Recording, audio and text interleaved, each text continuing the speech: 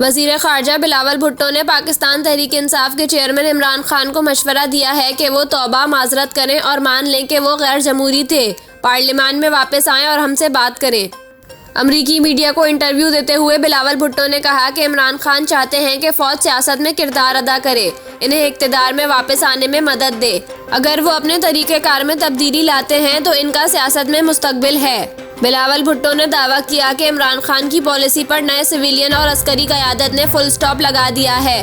उन्होंने कहा कि इमरान हुकूमत की पॉलिसी दहशतगर्दों को खुश करने की थी। तहरीके तालिबान पाकिस्तान से दोस्ती रखने वाला मुल्क पाकिस्तान का दोस्त नहीं हो सकता, ना बन सकता है।